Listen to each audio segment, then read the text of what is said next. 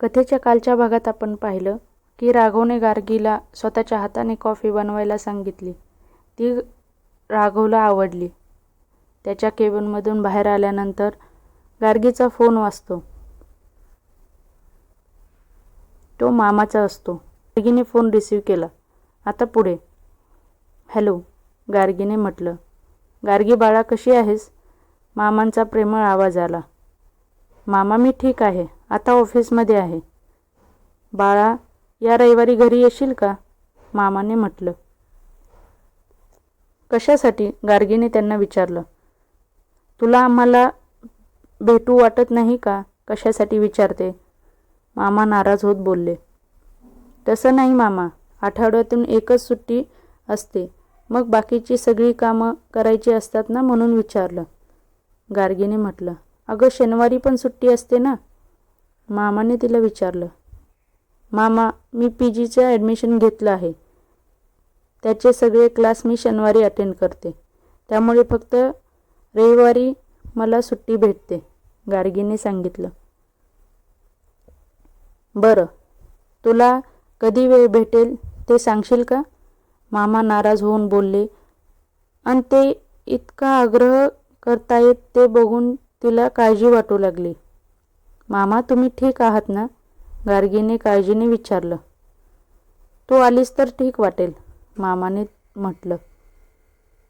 मी येते रविवारी. पण मामीला माहीत आहे ना? गार्गीने अडखळत विचारलं. तिची काळजी नको ग करू. मी तिला मॅनेज करेन. निघताना फोन कर, ठीक आहे? मामाने तिला म्हटलं. हो मामा, ती बोलली आणि फोन ठेवला. तिने एक सुस्कारा सोडला. मामा कशाला बोलवत असतील? विचार करतच ती पुन्हा कामात गुंतली. इकडे स्वरा रागात इकडे तिकडे फेऱ्या मारत होती. मेघना तिच्या समोरच बसून तिला बघत होती. स्वरा, बस झालं ना? का इतकी चिडली आहेस? मेघनाने शेवटी विचारलंच. ती आत्ता आलेली मूर्ख गार्गी. तिला राघवने कॉफी आणायला पाठवलं त्याच्यासाठी. आजपर्यंत त्याने मला सुद्धा कधी कॉफी मागितली नाही. जेव्हा त्याला पाहिजे असते तेव्हा तो शेफ स्वतः आणून देतो. आणि ही स्वरा रागात इकडून तिकडे जोरात चालत होती.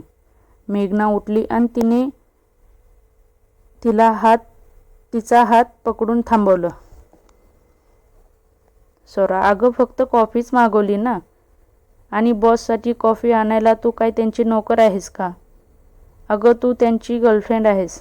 म्हणून त्यांनी कधीच तुला कॉफी मागितली नाही. त्यांच्या नजरेत तुझी जागा वरती आहे, मेघना तिला समजावत बोलली. मेघ, अगं प्रश्न फक्त कॉफीचा नाहीये. राघव सकाळी बोलला होता की त्याला ती समोर नको आहे. मग आता केबिनमध्ये का बोलवून घेतलं? स्वरा हातावर हात आपटत बोलली. अपमान करण्यासाठी. मला तर हेच वाटतं. नाही तर तिला वेटरचं काम का सांगितलं असतं? मेघनाने म्हटलं. पण बोल, पण मला आता त्या गार्गीला धडा शिकवल्याशिवाय चैन पडणार नाही, स्वरा रागात बोलली. चिल, इथंच आहे ना ती. कधीही तिला धडा शिकवता येईल. सध्या तू जाऊन राघवला भेट. 3 दिवसात त्याने एकदाही तुला फोन केला नाही. थोडा तरी राग दाखव. गर्लफ्रेंड आहेस, मेघना तिला बोलली. You are right. त्या मूर्ख मुलीमुळे मी राघवला का विसरते? मी जातेच आता. स्वराने पर्समधून आरसा बाहेर काढला आणि मेकअप ठीक केला आणि मग बाहेर पडली. इकडे राघवने लॅपटॉपमधून डोकं वर काढलं. तसं पुन्हा त्याचं लक्ष समोरच्या रिकाम्या डेस्ककडं गेलं. काहीतरी एकटेपणाची भावना दाटून आली. कदाचित मागचे 2 आठवडे तिला तिथं बघण्याची सवय लागलेली म्हणून असेल. पण त्याला तिची आठवण आली. तिचं एकाग्रपणे काम करणं. काम करताना गालावर खेळणाऱ्या केसांच्या बटेने एकाच बोटाला गोलाकार फिरवून बांधून घेणं. मध्येच आळस देणं. तर मध्येच एक बोट तोंडात घालून फोनमध्ये बघणं. तिच्या छोट्या छोट्या गोष्टी सगळं काही नजरेसमोर आलं. आणि त्याचवेळी त्याला आश्चर्य पण वाटलं, कारण तो तिचं एवढं निरीक्षण करत होता की तिच्या छोट्या छोट्या गोष्टींविषयीसुद्धा त्याला आठवत होत्या. त्याने अस्वस्थपणे एक हात केसात फिरवला आणि मग मनातले विचार झटकले. त्यावेळी त्याला समोरून स्वरा येताना दिसली. मे आय कम इन? डोअरमधूनच स्वराने मादक आवाजात विचारलं. राघवने पुन्हा लॅपटॉपमध्ये डोकं घातलं. स्वरा आली आणि त्याच्या समोर चेअरवर बसली, त्याला बघत. बोल, राघवने तिच्याकडे न बघताच विचारलं. Raghav, I am angry. Sorry Kabir sir, I am angry. Swara लाडक्या रागात बोलली. You don't have a right to angry on me. You are my employee. Don't forget that. तो तुसडेपणाने बोलला आणि स्वराच्या चेहऱ्यावर राग आणि दुःख दाटून आलं. राघव, मी तुझी गर्लफ्रेंड आहे. तू असं कसं मला बोलू शकतो? तुला आठवतं का लास्ट टाईम आपण कधी एकत्र टाईम स्पेंड केला होता? मला तर आठवत पण नाही. गेल्या 3 दिवसात तू एकदाही मला कॉल केला नाही. राघव, आपलं प्रेम आहे ना एकमेकांवर, मग असं कसं तू वागू शकतो? स्वरा डोळ्यात अश्रू आणत बोलली. आणि आता मात्र राघवने लॅपटॉपमधून डोकं बाहेर काढलं. बस कर यार Swara. We are in relationship just for our needs. याला प्रेमाचं नाव द्यायची गरज नाही. Got it? राघव तिच्याकडे नजर रोखत बोलला. त्याची रागीट नजर पाहून क्षणभर ती अडखळली, पण मागे मात्र हटली नाही. हो, पण आपण रिलेशनशिपमध्ये आहोत तर निदान तू माझ्यासोबत वेळ तरी घालव. मी किती एकटी पडली आहे. माझी आई आता हॉस्पिटलमधून आली आहे. थोडी तरी माझी मनस्थितीचा विचार कर. स्वरा रडत रडत बोलू लागली. Swara, stop crying. I don't like it. हे तुला चांगलंच माहीत आहे. राघव आता शांतपणे बोलला आणि त्याचवेळी स्वरा उठून त्याच्या जवळ आली आणि त्याच्या मांडीवर बसून तिने त्याच्या गळ्यात हात टाकले. Raghav, missed you so much. ती त्याच्या छातीवर एक हात फिरवत आणि त्याच्या डोळ्यात बघत बोलू लागली. राघव तिच्या छातीवर फिरणाऱ्या हाताच्या स्पर्शाने गरम होत होता, पण आज त्याला काहीतरी वेगळं वाटत होतं. स्वरा इतक्या जवळ असूनही त्याला ती जवळ वाटत नव्हती. स्वराने त्याच्या छातीवरून तसाच हात वरती त्याच्या गालावर नेला आणि डोळे झाकून ती त्याच्या ओठांजवळ येऊ लागली. त्याचवेळी राघवला गार्डनमधील गार्गी आठवली. तिचा निरागस भिजलेला चेहरा, त्या चेहऱ्यावरची भीती, तिच्या शरीराची थरथर आणि त्याने केलेली चूक, सगळं झरकन त्याच्या डोळ्यासमोर आलं. आणि स्वरा त्याच्या ओठांना स्पर्श करणार तेवढ्यात त्याने तिला जोरात ढकलून दिलं. त्याच्या ढकलण्यामुळे ती धडपडली आणि मागे झाली. राघव, काय झालं? स्वराने स्वतःला सावरत गोंधळून विचारलं. पण तो तरी काय उत्तर देणार? त्यालाच कळत नव्हतं की नक्की काय झालं. Swara, I have some work, please जा. राघवने लॅपटॉपमध्ये बघायचं नाटक करत बोलला. मनातून तो खूपच जास्त अस्वस्थ झालेला. स्वरा रागात पाय आपटत तिथून बाहेर पडली. ती जाताच राघवने रागात टेबलवरच्या सगळ्या फाईल्स हाताने झटकल्या आणि मग डोक्याला हात लावून बसला. काय होतंय? काहीच कसं कळत नाही. एवढा का विचित्र वागतोय मी? आणि ती का नजरेसमोर येते? मान्य आहे की साडीत तिला पाहून मी नशेत माझा कंट्रोल हरवलं, पण आता त्याचं काय? का अजूनही ती दिसते? ही स्वरा जी मागच्या 1 वर्षापासून माझ्यासोबत आहे. ती पहिलं अशी जवळ आली की आपण तिच्यात हरवत होतो. मग आता का नकोशी वाटली? ओ गॉड, हेल्प मी प्लीज. राघवने रागात लॅपटॉप बंद केला आणि मग तो समोरच्या केबिनच्या काचेच्या मोठ्या खिडकीसमोर जाऊन उभा राहिला. एव्हाना संध्याकाळ झालेली आणि तिथूनच खालचा पार्किंगचा एरिया दिसत होता. बरेच एम्प्लॉई घरी जाण्याची गडबड करत होते. एकमेकांना बाय करून जात होते. राघव त्या सगळ्यांना बघत होता. त्याचवेळी त्याची नजर एका बाईकवर पडली. एक मुलगा आणि त्याच्या पाठीमागे मुलगी बसलेली होती. मुलगी ओळखीची वाटत होती. राघवने थोडं पुढे झोकून खाली वाकून पाहण्याचा प्रयत्न केला, पण चेहरा दिसत नव्हता. पण ती ओळखीची होती. आणि तेव्हाच त्याला आठवलं की हा ड्रेस तर गार्गीने आज सकाळीच घातला होता. गार्गी कोणासोबत गाडीवर बसली आहे? कोण आहे तो? बॉयफ्रेंड? विचारानेच त्याच्या तळपायाची आग मस्तकात गेली. त्याला काही सुचेनासे झालं. त्याने पटकन फोन काढला आणि एक नंबर डायल केला. पलीकडे रिंग होऊ लागली आणि आता ती जिच्यावर नजर ठेवून होता ती मुलगी गाडीवरून खाली उतरली आणि परस उघडू लागली. राघव एकटक खाली बघत होता. गार्गीने स्क्रीनवर राघवचं नाव पाहिलं आणि तिच्या कपाळावर आठ्या पसरल्या. मनात थोडी धाकधूक पण वाढली. शेखर, 1 मिनिट. ती शेखरला बोलली आणि तिने फोन रिसीव्ह केला. हॅलो. हॅलो मिस गार्गी, कालच्या प्रोजेक्टची फाईल हवी आहे. राघव आवाजावर नियंत्रण ठेवत बोलला. सर, मी स्वरा मॅडमना दिली आहे. त्यांना फोन करून सांगते. मला थोडा वेळ द्या. गार्गीने त्याला सांगितलं.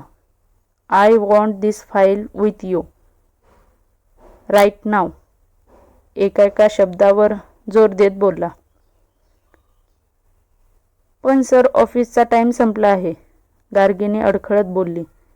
Miss Gargi, want it right now. Raghav थोडं मोठ्याने बोलला आणि फोन ठेवून दिला. खडूस नालायक. गार्गी फोन ठेवत रागात पुटपुटली. काय झाले? शेखरने तिला विचारलं.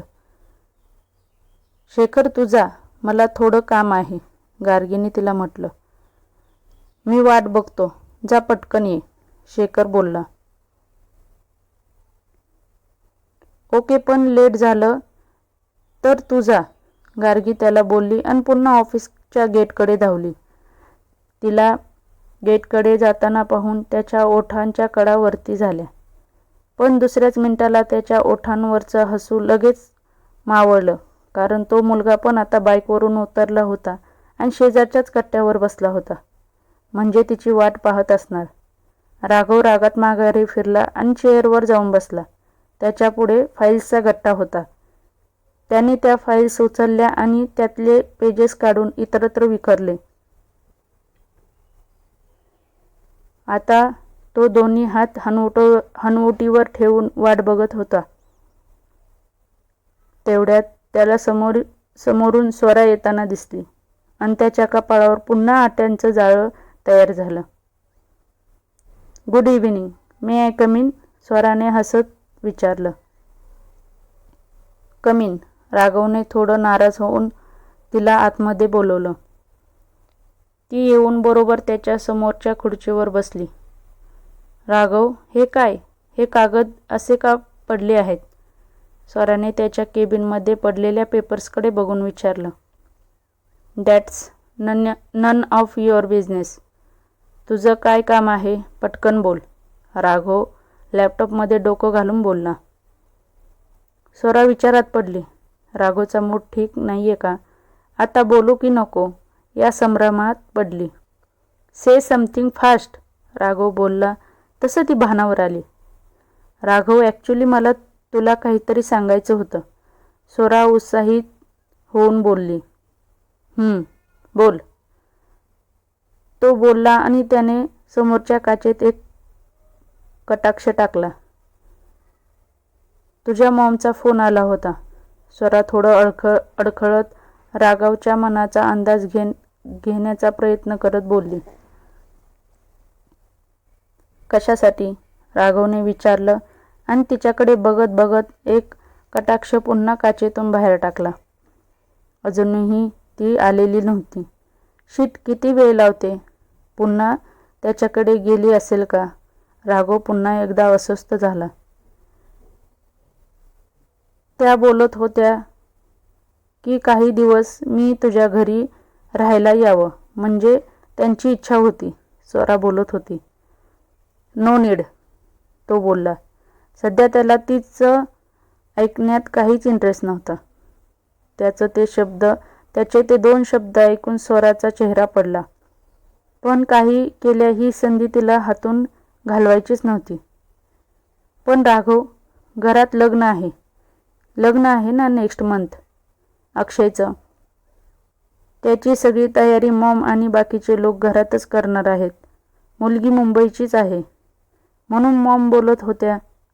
स्वरा अडखळत बोलली आणि त्याच वेळी तिच्या लक्षात आलं की राघव सारखं काचेतून बाहेर बघतोय. कोणी येणार आहे का? स्वराने विचारलं आणि मग मात्र राघवने तिच्याकडे पाहिलं. नाही, तुला घरी जायचं असेल. तुझी मॉम आजारी आहे ना, राघवने म्हटलं. ती ठीक आहे आता. मी येऊ का घरी? स्वराने म्हटलं. Okay, as your wish. Now you may leave, तो बोलला तिला कटवण्यासाठी. पण स्वराला मात्र आनंद झाला. ती पटकन उठली अन राघव जवळ आली. ती खाली वाकून त्याला मिठी मारणार तेवढ्यात त्यानेच तिला थांबवलं. स्वरा, नाव लिव्ह, तो बोलला. स्वरा नाराज होऊन बाहेर पडली. आता राघवने घड्याळ पाहिलं. गार्गीला बोलवून 10 मिनिटं झालेली होती.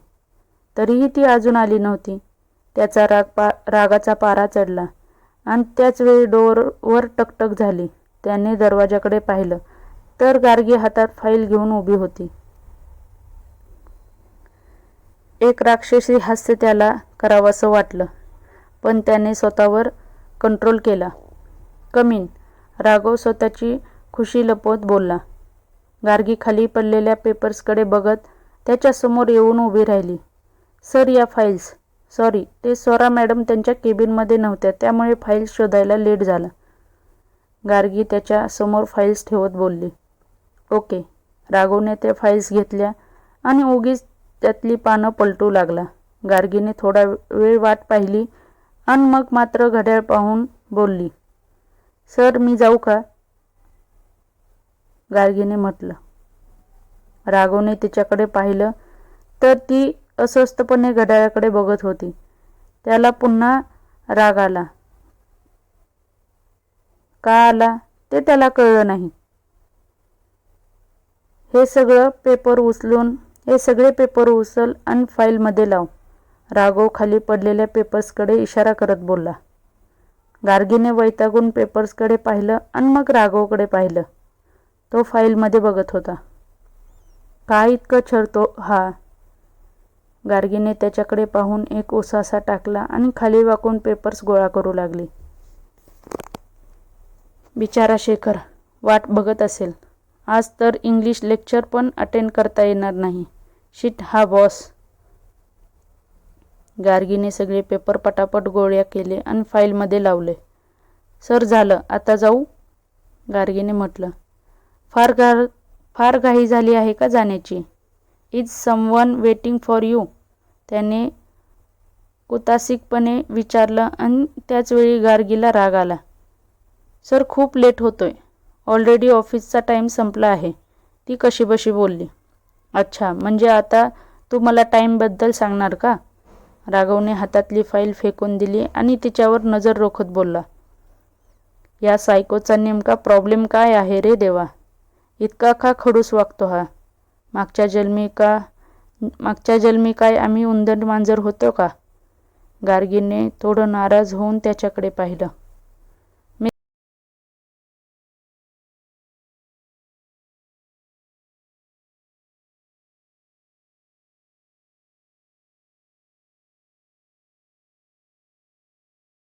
मिस गार्गी, तुम्हाला मी फाईल्स असेंबल करायला सांगितल्या होत्या. फक्त पेपर उचलून फाईलमध्ये ठेवायला सांगितले नव्हते. आणि हे सगळं झाल्याशिवाय आज इथून जायचं नाही. Got it? राघव थोडं रागात बोलला. गार्गीने मनातच एक उसासा सोडला. हिटलर कुठला. तिने पुन्हा फाईल ओपन केले आणि पेपर्स वाचून ते क्रमाने लावू लागली. राघव उगीच फाईलमध्ये बघण्याचं नाटक करत होता. पण त्याचं लक्ष पूर्ण तिच्याकडे होतं. ती खूप वैतागलेली वाटत होती. तिचा वैताग पाहून क्षणभर तो विरघळला. त्याचवेळी फोनच्या व्हायब्रेशनचा आवाज आला. तसं तिने फाईल बाजूला ठेवली आणि पर्समधून फोन काढला. It's urgent. It is urgent. राघवच्या आवाजाने तिने मान वर करून पाहिलं. एक्सक्यूज मी सर, ती बोलली आणि फोन घेऊन बाहेर गेली. राघवने रागात टेबलवर हात मारला. ती अशी कशी वागू शकते? मला इग्नोर करून ती फोन उचलायला बाहेर जाऊच कशी शकते? राघव रागात समोरच्या काचेत बघत होता. ती फोनवर थोडंसं बोलली आणि लगेच आतमध्ये आली. सॉरी सर, थोडा अर्जंट फोन होता. गार्गी पुन्हा फाईल्समध्ये कागद लावत होती. बॉयफ्रेंड? त्याने रागात विचारलं. सॉरी. गार्गीने गोंधळून त्याच्याकडे पाहिलं. नथिंग. Do it fast. तो उठून पुन्हा खिडकीकडे जात बोलला. गार्गी अजूनही गोंधळली होती. राघवने थोड्या वेळापूर्वी काय विचारलं यात तिचं कन्फ्युजन झालं होतं. नक्की त्याला काय विचारायचं होतं? गार्गीने मनातील विचार झटकले आणि पुन्हा फाईल असेंबल करायला लागली. इकडे राघवने खाली पाहिलं तर शेखर बाईकवरून दूर जात होता. राघवच्या चेहऱ्यावर पुन्हा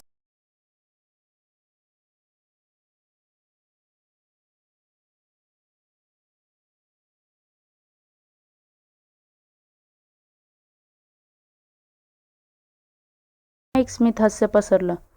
त्याने मागे वळून पाहिलं तर गार्गी तिच्या गालावरची बोट एका हाताने कानामागे सारत फाईलमध्ये पेपर लावत होती. उफ. व्हाय शी इज सो इनोसंट. राघव तिच्या जवळ जाऊन उभा राहिला. गार्गी मात्र आपल्या कामात मग्न होती. तो आपल्या शेजारी आहे याची कल्पना पण तिला नव्हती. गार्गी? त्याने हळूवार तिच्या नाजूक चेहऱ्याकडे बघत हाक मारली. तिने पेपर लक्षपूर्वक वाचतच हुंकार भरला. बहुधा ती आसपास सगळं विसरली असावी. इनफ नाव. तो बोलला. तिने पेपर लावला आणि दुसरा पेपर घेऊन वाचू लागली, त्याला इग्नोर करून. राघव अजूनही तिचा विचार करत तिच्या मग्न चेहऱ्याकडे बघत होता. तिने तो पेपर लावला आणि अगोदरचा काढून त्या जागी तो पेपर लावू लागली. त्याचवेळी त्याने तिचा हात पकडला. त्याच्या अशा अचानक पकडण्याने तिने आश्चर्याने त्याच्याकडे पाहिलं. डोळ्यात भीती आणि गोंधळ स्पष्ट दिसत होता. आय सेड इनफ नाव. तो तिच्या डोळ्यात बघत बोलला. आणि आता पहिल्यांदा तिला जाणवलं की तो तिच्या खूप जवळ उभा आहे. अगदी त्याच्या मजबूत दंडांचा स्पर्श तिला तिच्या खांद्याला जाणवत होता आणि त्याच्या हातात आता तिचं मनगट होतं. ते हार्टबीट्स अचानक वाढले. तिच्या अंगावर काटा आला. हो. ती त्याच्या हातातून मनगट सोडवून घेत बोलली आणि 2 पावले मागे झाली. त्याच्या परफ्यूमचा गंध तिच्या नाकात दरवळून गेला. क्षणभर आपणच तो परफ्यूम मारला आहे की काय असं वाटून गेलं. Miss Gargi, you may leave now. Raghav पण आता त्याच्या पुन्हा खिडकीकडे जात बोलला. गार्गीने प्रश्नार्थकपणे त्याच्याकडे पाहिलं. Do it later. नंतर कर. आता रात्र होत आहे. जा तू. आणि हो, खाली ऑफिसची टॅक्सी आहे. ज्या लेडीज लेट काम करतात त्यांच्यासाठी. You can use it. तू वापरू शकते. राघव तिच्याकडे न पाहताच बोलला. Thank you sir. गार्गीने मनातच सुस्कारा सोडला आणि ती पर्स घेऊन बाहेर पडली. राघव अजूनही त्या खिडकीजवळ उभा होता. काही वेळाने गार्गी गेटमधून बाहेर पडताना दिसली. तिच्यासमोर लगेच एक ऑफिसची टॅक्सी आली आणि तिला घेऊन गेली. आता राघवच्या डोळ्यात मिश्र भाव होते. त्यालाच कळत नव्हतं की तो नक्की काय करतोय ते. तिच्यापासून दूर जायचं होतं आणि तिलाच जवळ बोलवत होता. त्याला आता स्वतःचाच राग आला. नो, उद्यापासून तिला पाहणार पण नाही. तो रागात मागे वळला आणि पुन्हा येऊन चेअरवर बसला. रविवारी सकाळी गार्गी बसमधून उतरली आणि तिने समोरच पाहिलं. तिच्या मामाचं घर काही अंतरावरच होतं, चाळीत. तिने एक सुस्कारा सोडला आणि ती चालू लागली. काही कटू आठवणी, पण तिने लगेच स्वतःला सावरलं. काही वेळातच ती एका चाळीतल्या छोट्या घरात आली. मामाने तिला बसायला सांगितलं. चाळीतली रूम असून पण 3 खोल्या होत्या, त्यामुळे थोडं चांगलं घर वाटत होतं. ती सोफ्यावर बसली. त्याचवेळी मामी पाणी घेऊन बाहेर आली. घ्या पाणी. मामी तिच्यासमोर पाण्याचा तांब्या ठेवत बोलली. नाही, नको मामी. गार्गी हसण्याचा प्रयत्न करत बोलली. अगं, चहा वगैरे कर. ते लोक पण येत असतीलच, मामा बोलले तसं मामी तोंड मुरडून आतमध्ये गेल्या. मामा, कोण लोक? गार्गीने विचारलं. बाळा, तुला एक स्थळ आलंय. खूप चांगली जागा आहे, मामा आनंदाने बोलले आणि गार्गीच्या पायाखालची जमीनच हादरली. मामा, पण मला इतक्या लवकर लग्न करायचं नाही, गार्गी अस्वस्थपणे बोलली. गार्गी बाळा, अगं 23 वय होऊन गेलं. हीच लग्नाची खरी वेळ आहे. आणि तुला आलेला मुलगा पण खूप चांगला आहे. त्यांनी स्वतः तुला मागणी घातली आहे. आज फक्त बघण्याचा कार्यक्रम आहे. तू पण बघून घे. जर पसंत पडला तर ठीकच आहे, पण जोपर्यंत तू हो बोलणार नाही तोपर्यंत लग्न होणार नाही, मामा बोलले. गार्गी अचानक पॅनिक झाली. एक अस्वस्थता मनात दाटून आली. गार्गी, ही साडी घे. तुझ्या आईची आहे. हीच नेस आज, मामा तिच्या हातात साडी देत बोलले. जान्हवी नाईलाजाने ती साडी घेऊन आतल्या रूममध्ये गेली. तिने दरवाजा लावला आणि ड्रेस काढणार तेवढ्यातच तिला काहीतरी आठवलं. तिने पटकन खिडकी बंद आहे का पाहिलं. मग पूर्ण रूम शोधली तर तिच्या चेहऱ्यावर थोडं समाधान दिसलं. तिने ती साडी नेसली आणि थोडासा मेकअप केला. चेहऱ्यावर मनात असून पण हसू उमलत नव्हतं. ती तशीच बसून राहिली. तेवढ्यात बाहेरून मामीचा आवाज आला. तिने पटकन जाऊन दरवाजा उघडला. राणीसाहेब, आम्ही तुमच्या मोलकरीण नाही आहोत. जा आणि चहा कर. ते लोक आलेत, मामी तिरसटपणे बोलली. गार्गी लगेच किचनकडे धावली आणि चहा करू लागली. तिने गॅसवर भांडं मांडलं आणि पाण्यात चहा पावडर टाकली. ती साखर टाकत होती तेवढ्यात तिच्या पाठीवर कोणाचा तरी हात फिरवल्याची जाणीव झाली. एक भीतीची लहर सर्वांगात वाहिली. तिने पटकन मागे वळून पाहिलं आणि समोर त्याला पाहून तिच्या शरीराचा थरकाप उडाला. तुम्ही? ती घाबरून त्याच्याकडे बघत होती. तो एखाद्या गुंडासारखा दिसत होता. खूपच दिवसानंतर इथं आलीस? बाहेर आलेले पाहुणे तुला बघायला आलेत का? समोरच्या माणसाने तिला वरून खाली निरखत विचारलं आणि त्याची ती नजर पाहून तिला किळसवाणं वाटलं. तिनं त्याच्या नकळत आसपास पाहिलं. बाजूलाच चाकूर होता.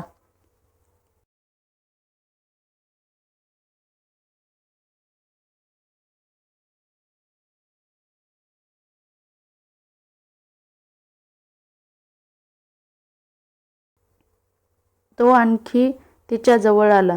तसं तिनं पाठीमागे हात घालून तो चाकू घेतला आणि हातात घट्ट पकडला. तो पुढे काही बोलणार तेवढ्यात, रमेश, तू केव्हा आलास? जरा इकडे ये, मामांचा आवाज आला आणि तो लगेच तिच्यापासून दूर झाला. त्याने एकवार तिच्याकडे रागात पाहिलं आणि मग बाहेर निघून गेला. तिने एक सुस्कारा सोडला आणि पुन्हा चहा बनवू लागली. पण मनातच एक प्रश्न उठला.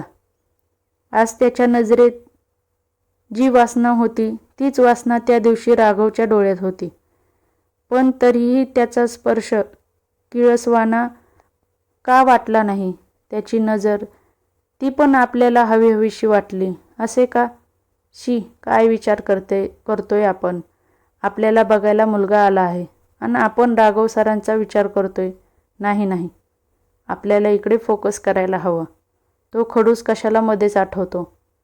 गार्गीने चहा कपमध्ये गाळला. मॅडम, डोक्यावर पदर घ्या आणि चला बाहेर. आणखी किती काय काय करावं लागणार तुमच्यासाठी देव जाणे. त्यांचे आईबाप गेले दुसऱ्यांच्या डोक्याला ताप देऊन. मामी बडबड करत निघून गेली. गार्गीचे डोळे टचकन पाण्याने भरले. तिने पदराने हलकेच डोळे पुसले आणि मान खाली घालून बाहेर आली. बाळा, सगळ्यांना चहा दे. मामांचा आवाज आला तसं तिने मान वर करून पाहिलं तर समोर एक बाई आणि तिच्या शेजारी एक तिच्यापेक्षा जास्त वयाचा माणूस होता. गार्गीने पटकन त्यांना चहा दिला. अगदी नक्षत्रासारखी आहेस ग, ती बाई गार्गीकडे पाहून हसत बोलली. गार्गीने पण हसून त्यांना प्रतिसाद दिला. हा आमचा मुलगा, तू तर ओळखत असशीलच, ती बाई शेजारच्या चेअरकडे इशारा करत बोलली. आणि मग गार्गीने धडधडत्या अंतःकरणाने त्या दिशेला पाहिलं आणि त्या चेअरवर शेखरला बघून तिला झटका बसला. ती डोळे विस्फारून त्याच्याकडे बघत होती आणि तो मात्र हसत तिला बघत होता. गार्गी, इथं बस इथे. मामा तिला आपल्या शेजारची सीट दाखवत बोलले. गार्गी येऊन तिथं मान खाली घालून बसली. तिच्या मनात विचारांचं काहूर माजलं. पुढे ते लोक खूप बोलत होते. गार्गी मात्र तिथं असूनही नसल्यासारखी होती. काहीतरी मनात हरहर होती. पण काय ते कळत नव्हतं. शेखर तिला मागणी घालेल असं तिला वाटलं पण नव्हतं. पण तो चांगला होता हे तिला पण माहीत होतं. पण तरीही तिला ते सगळं नको वाटत होतं. का ते तिला पण कळत नव्हतं. ते लोक निघून गेल्यावर मामा तिच्या शेजारी येऊन बसले. बाळा, तुला कसा वाटला मुलगा? म्हणजे तो तुला ओळखतो, म्हणजे तू पण ओळखत असशीलच, मामाने तिला म्हटलं. मामा, मला विचार करायला वेळ हवा, गार्गी विचार करत बोलली. बघ पोरी, तुझ्या आईला मरताना वचन दिलं होतं तुला सांभाळण्याचे. एकदा तुझं चांगल्या ठिकाणी लग्न लावून दिलं की मी मोकळा. तू लवकर काय ते ठरव. भीती वाटते म्हणून बोलतोय. मामा एक कटाक्ष रमेशकडे टाकत बोलले. मामा, मी सांगते लवकर, मला आता निघायला हवं, गार्गीने म्हटलं. आज थांब की, एवढं घाई कशाला करते? रमेश दाढीवरून हात फिरवत बोलला. गार्गी मनातच दचकली. नाही, तिला कामे आहेत. गार्गी, तू जा, मामा पटकन बोलले. जणू मनातील भीतीच बाहेर आली. गार्गी आतल्या रूममध्ये गेली, दरवाजा बंद केला आणि पुन्हा ड्रेस घातला. साडीची घडी केल्यावर त्यावरून एकदा प्रेमाने हात फिरवला. तिच्या आईची शेवटची निशाणी. तिचे डोळे पाण्याने भरले. तिने त्या साडीवर ओठ टेकवले आणि मग पर्स घेऊन बाहेर पडली. पण बाहेर येताच तिच्या काहीतरी लक्षात आलं. तिने पर्स चेक केली. तिच्या अपेक्षेप्रमाणे पर्समधले सगळे पैसे गायब होते. तिने दुःखात एक सुस्कारा सोडला. आता किमान ATM पर्यंत तरी चालत जावं लागणार होतं आणि ते तिथून खूप दूर होतं. तिने पर्स बंद केली आणि चालू लागली.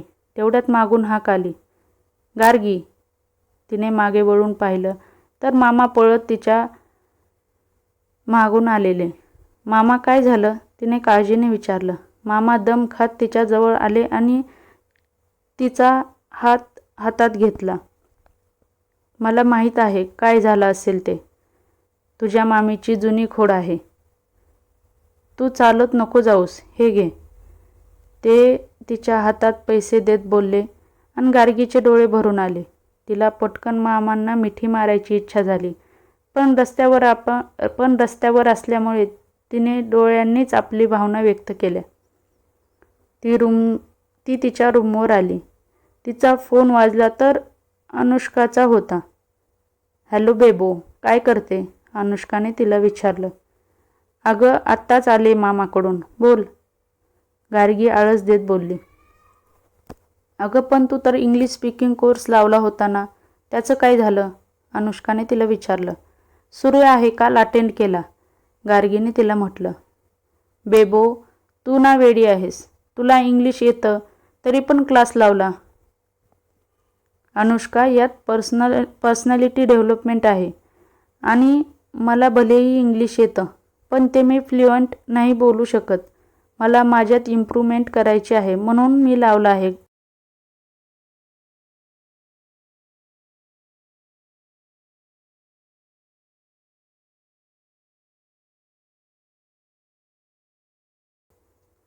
गार्गीने म्हटलं. ओके, तू ना कोणासाठी हे सगळं करते काय माहिती, अनुष्का बोलली आणि त्याचवेळी गार्गीच्या डोळ्यासमोर राघव आला. त्याचं बोलणं, त्याच्या डोळ्यातला तिच्यासाठी असणारा तिरस्कार जो तिला कधी कधी जाणवायचा आणि जाणवला की तिला वाईट वाटायचं. पण लगेच तिने त्याचे विचार झटकले. जानू, ऐक ना, तू लग्नाच्या 1 आठवडा अगोदर येणार होतीस ना, अनुष्काने विचारलं. हो ग, मी सुट्टीसाठी आजच ॲप्लिकेशन टाकलं आहे, पण फक्त 2च दिवसाची सुट्टी मिळेल असं बाकीचे लोक बोलत होते, गार्गी काळजीत बोलली. जानू, अगं बाबांना अर्जंट US ला जावं लागणार आहे. दादा वहिनी तिथे अडकले आहेत. बाबा जाऊन त्यांना घेऊन येईपर्यंत किमान 2 आठवडे तरी जातील, अनुष्का नाराज होत बोलली. तू मग माझ्याकडे येते का राहायला? गार्गीने तिला म्हटलं. पेडू, अगं शॉपिंग बाकी आहे ना. मंदारचे मामा मामी इथंच राहतात मुलुंडला. त्यांचा खूप मोठा विला आहे इथं. लग्न तिथंच होणार आहे. बाबा बोलत होते की 2 आठवडे तिथं जाऊन राहा. मंदार पण तेच म्हणत होता. दोघांना शॉपिंग पण करता येईल, अनुष्काने म्हटलं.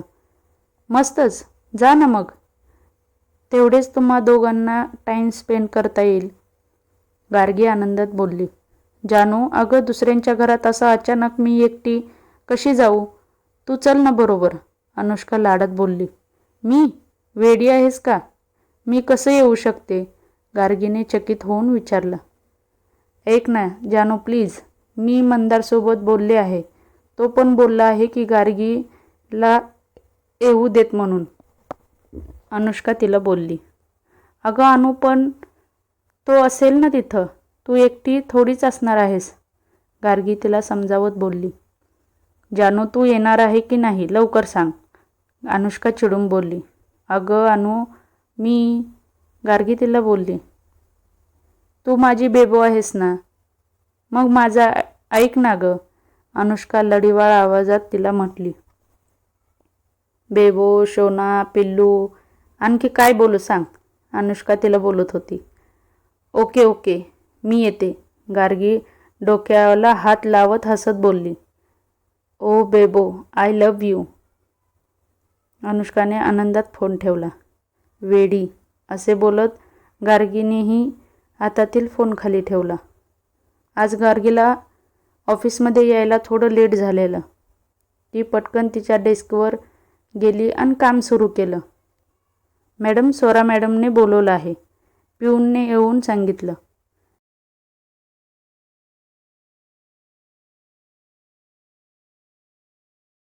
तसं ती उठून स्वराच्या केबिनमध्ये गेली. मे आय कम इन मॅडम, गार्गीने विचारलं. कम इन, स्वरा ॲटिट्यूडमध्ये बोलली. गार्गी आतमध्ये आली आणि तिच्यासमोर येऊन उभी राहिली. गार्गी, मेहता म्हणून आपले क्लायंट आहेत, त्यांच्या प्रोजेक्ट आपण हँडल करत आहोत. आज सकाळी त्यांनी फोन केला होता. त्यांनी काही डिमांड केले आहेत, तू तेवढं बघून घे, स्वराने म्हटलं. मॅडम, तुम्ही डायरेक्ट प्रोजेक्ट मॅनेजर सोबत त्यांचं बोलणं करून द्या, ते बेटर राहील. माझं काम फक्त प्रोजेक्ट साईन होईपर्यंत असिस्ट करणं आहे, गार्गी बोलली आणि स्वराने रागात तिला पाहिलं. जे सांगितलं जातं ते कर. उगीच तुझं काम काय आहे ते मला सांगू नको, स्वरा रागात बोलली. पण मॅडम, हे माझं डिपार्टमेंट नाही आहे, गार्गी स्वराला समजावत बोलली. तुला कंपनी सोडून जायचं आहे का? स्वरा आता रागाने लालबुंद झालेली. मॅडम फक्त, गार्गी पुढे काही बोलणार तेवढ्यात स्वराने तिच्या समोर हात केला. तू ना हे सगळं भोळेपणाचा आव आणून कामचुकारपणा करते. तुला काम करायचं नाही हे सांग ना. उगीच हे माझं काम नाही, ते माझं नाही असं कशाला सांगते हां? तुला ना मीच डोक्यावर चढवलं आहे. 1 महिना फक्त झाला आहे तुला इथं येऊन, आणि तू मला शिकवते, या स्वराला शिकवते. तुला माहीत आहे का मी कोण आहे ते? काही महिन्यातच बघ, ही कंपनी माझीच होणार आहे. राघवची गर्लफ्रेंड आहे मी. त्याला सांगितलं ना तू माझ्याशी असं वागते तर तो तुला कंपनीतून हकलून देईल. कुठल्याच कंपनीत कोणी कुत्रं पण विचारणार नाही. पण मीच मूर्ख की तुला काहीच बोलत नाही, राघवला काही सांगत नाही. स्वरा तावातावानं बोलत होती आणि तिचे शब्द गार्गीच्या मनावर घाव करत होते. कारण कामचुकारपणा तर तिने कधीच केला नव्हता. उलट इतर लोक टाइमपास करतात तेवढं पण तिने कधी केलं नव्हतं. तरीही आज तिला ते सगळं ऐकावं लागलं होतं. त्यामुळे तिला वाईट वाटत होतं. ते शब्द उकळलेल्या पाण्यासारखे कानामध्ये शिरत होते आणि तिचे डोळे नकळत ओले होत होते. सॉरी मॅडम, गार्गीने खाली मान घातली. कितीही प्रयत्न केला तरी एक अश्रू खाली पडलाच. मला तुझी सॉरी नको आहे. जा पटकन आणि काम कर, स्वरा दात ओठ खात तिच्याकडे बघत बोलली. ओके मॅडम, खाली मान घालून बोलली आणि तशीच केबिनच्या बाहेर पडली. डोळ्यांच्या ओल्या झालेल्या कडा हाताने पुसतच ती तिच्या डेस्ककडे थोडं फास्टच जात होती की तेवढ्यात ती कोणाच्या तरी छातीला जाऊन धडकली. आऊच! ती कपाळावर चोळत लगेच मागे झाली आणि मान वर करून पाहू लागली तर समोर राघव तिच्याकडे रागात बघत होता. तो काही बोलणार तितक्यात सॉरी सर, ती कशीबशी बोलली आणि त्याचं काही ऐकून न घेताच पुन्हा जोरात चालत पुढे निघून गेली. मग त्याने मागे वळून पाहिलं तर ती तिथून बाहेर पडलेली. हिला काय झालं आणि हिचे डोळे, हिला रडू आलं का? पण का इतकं जोरात धडकली का ही मला? माझी छाती एवढी जोरात लागली का? का रडत असेल? राघव गोंधळून छातीवर हात ठेवून विचार करत होता. त्याच्या मनात का कोणास ठाऊक पण कालवाकालव झाली. राघव, आवाजाने तो भानावर आला. त्याने पुढं पाहिलं तर स्वरा हसत त्याच्याकडे येत होती. आता राघव गार्गी का रडत होती हे शोधून काढेल का? तो नेहाला त्यावर ओरडेल का? हे सर्व पाहण्यासाठी भेटूया कथेच्या पुढच्या भागात. आजचा भाग कसा वाटला ते कमेंट करून नक्की सांगा. धन्यवाद.